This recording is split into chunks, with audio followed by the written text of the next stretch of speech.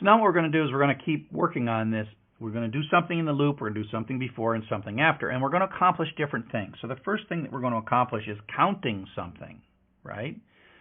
Counting the number of things that we are going to be looping through. Now in this case it's kind of silly, but just in general these are called counters. And so let's just say that we had, dot, dot, dot, dot, a whole bunch of these things, and we didn't exactly, we can look at this and say there are 6 of them, but that's not the point. The point is, if we have a loop, and in the loop we want to keep track of how many we've seen, well, you do this counting thing, okay? So the way it works is, you set a variable to 0, this is the top part. Normally this would be called count, but I'm going to use a bad non-mnemonic variable called zork, just so you don't get too used to it. So we so far, how many have we seen? Well, we've seen 0. And then we're going to go, thing is going to be 9, 41, 12. So thing is going to be the iteration variable. Each time through the loop, we're going to add 1 to zork. Increment is another word for this. Zork equals zork plus 1. We print out the thing we're looking at, and we print out the current value for zork. So the first time through 9, and then that's the first thing we saw. 41, the second. So, and each time this goes up by 1. It doesn't really matter what these things are, but then we run this many times, and when we're done, and we say, okay, loop is all done, right? There's the end of the block, and when it's all said and done, there were 6 things. Now again, 6 is kind of obvious. We could just look at it and know that there are 6. But this is a way to keep track of the number of times that a loop is executed. You set it to 0 at the place, you add 1 to it, and then you print it out at the end. At the beginning, before it starts, set it to 0, add 1 each time through, and then print out the count at the end. So that's counting. The next thing we're going to do is total up a series of values. So in this case, we're going to total them up. Makes a little more sense now. And we're going to have another variable, zork. I would probably call this total. During the loop, it'll be the running total, and at the end of the loop, it will be the total. And so total equals 0. Before, that's the running total of what we've seen. So now 9 comes out. And 0 plus 9 is 9, so the running total is 9, and 9 was what we looked at. Then 41 comes in, then we take 9 plus 41, the running total is 50, we read 41, go back up, 12 comes in, 50 plus 12 is 62, so that's our running total. Next time we get 3, 62 plus 3 is 65, so this line prints out. Then we get 74, so 65 plus 74, 65 plus 74 is 139, so that's the running total. We go and do the last one, 15. 139 plus 15 is 154. We print that out, and now it goes back up, but the for loop is done, so out we come. So at the end, when it's all said and done, this running total becomes the total, 154. So we know certainly when you print all this stuff out, right, you wouldn't print that out. But at the end, if you do this, and so the difference between the count and the total is instead of adding 1 here, you add the thing you're running that you're totaling up. So that's how we compute totals. And of course, we can do this with an average, right? So now we're going to have a counter, which we set to 0, a running total, which we set to 0 in the variable sum. We're going to print out 0, 0, so the count and the total is 0. We run through. Each time through, we add 1. So it's going to be 1, 2, 3, 4, 5, 6 each time through. Then we have the sum equals sum plus value, so 9, 50, 62, 65, 139, 54. So this is the running total. This is the count. Actually, that's the sum in this case, the sum variable. And then this is the thing that we were reading in. And then we finally get done, because there was only 6 things. The for loop dumps this out. And then we got, oh, okay, how many did we get? We got 6. What was the total? It was 154. And then divide sum by count, and that should be 25.0. Okay, and so we divide sum by count, and now we have calculated the average. Actually, this should be 154 divided by 6. I think that should be 25.6666 or something like that. Okay, so you get the idea, and so you sum, and so you can do more than one of these things in a particular loop. Now, filtering is the idea that we're looking for something that meets some criterion. So we're going to go through and look at all the things in the loop, and we're trying to figure out if something is greater than 20, and we're going to declare that large number. So this is how you put an if in the loop. And so sometimes this loop will do nothing. Sometimes this loop will print out large number. And so value is going to be 9, and that's false, so it doesn't do anything. Value is 41, that's true, so it prints out this. Value is 12, so it does nothing. Value is 3, it does nothing. Value is 74, and so it prints this out. Value is 15, so that's false. It's done. Now the for loop knows, oh, we're done. Go on to the next line. Okay, so this is kind of a filtering pattern where, you know, we're going to do some if statement and conditionally run some code based on the value that we're looking at for now. So that's like searching for large numbers in our long list of numbers. Sometimes instead of printing something out in the middle of the loop, just like in functions, we don't often print in functions. We tend to prefer using return values. Sometimes we just want a variable that tells us whether something was found or not. And so we're going to use a Boolean variable. So a Boolean is another type of a variable. You got integer variables, you got string variables, you got floating point variables. Boolean is another kind of variable. Boolean is the kind of variable that it either has the value true or false. That's it. It can only have two. And so false is a constant in Python, and so I'm going to say found. Found is a mnemonic variable. I use the word found for this all the time, but don't get stuck on it. It just happens to be available with the value false. So we print it out before it's false.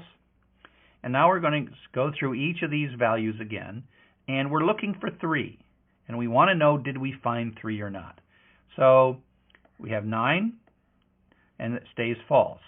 We have 41, it stays false. We have 12, it stays false. Now we have 3. This all of a sudden clicks to true. And so then we change the variable found, which is the same found here, to be true.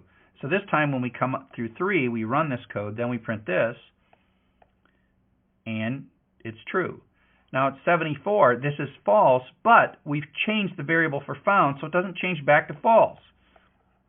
So we run the rest of the loop, and when we're done, true. And so at some level, if you didn't print all this stuff out, before, after, that means we found a 3. There could be 1,000,000 times that we ran this. And all we know when we're done is there was a 3 in there. So that's what's saying. Found starts out false, it loops and loops and loops and loops, and if it ever finds it, then found becomes true, and then we can detect at the bottom of the loop, yes, we found it. Yes, that happened. No matter how many numbers we looked at, one of them, at one point, at least one of them, was a 3. Now, if we were a little tricky, we would realize that we could put a break right here. Right there. Because once it's true, it's not going to go back to false, so we could stop. So we've done a bunch of different things, right? We found the largest, we searched for a value, we did some sums, we did some averages, and now we're going to do the smallest value. And so just before we do the smallest value, let's review what we did for the largest value. Okay, and so we have this variable called largest so far that we set to -1, and then we print it out, it starts being -1. And then we're going to go through this loop, 9, and the largest so far is 9, and then we go 41, we like that one better, and then we like 12, we don't like that, we like 3, we don't like that, 74, we keep that, and then 15 doesn't make any difference, and then it pops out, and we get 74. That is the largest, not the largest so far, but the largest you would get. So the question is, what would we do to change this to make it search for the smallest value in the list? Now you can look. Humans are good at this. Like, hey, what's the smallest value? It's 3. Yeah, of course, you know that. Now we got to think like a computer. How are we going to find the smallest value in the list? What would we change here? What are some of the things you might change? Well, there's at least a couple things you would change, right? So the first thing you would do is let's just change this from a greater than sign to a less than sign. And let's just change the word large to small.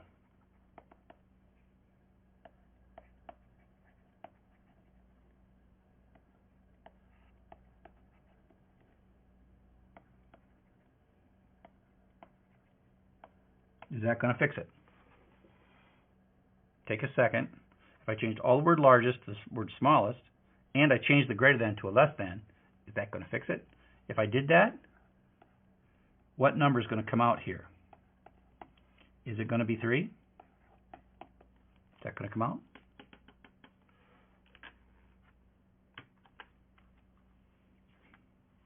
So, like, if I did this,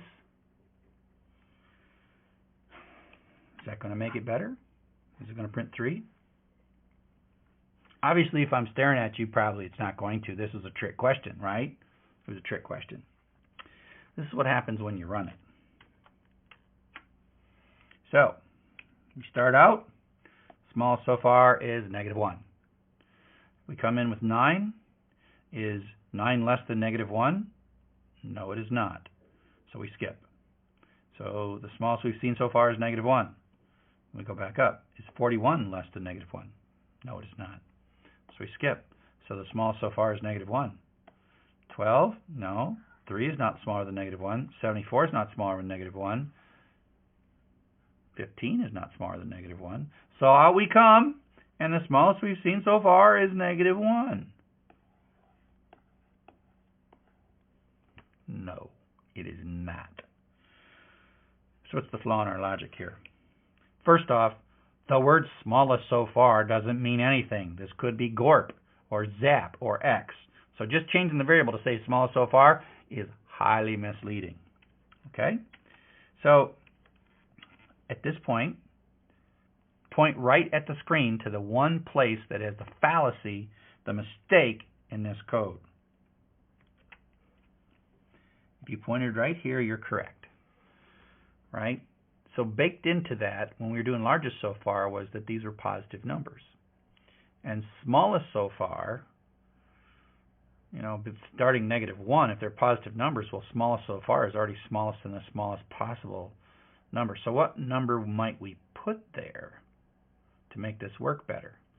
Well, some of you might suggest that we would just say, oh, that'll be okay.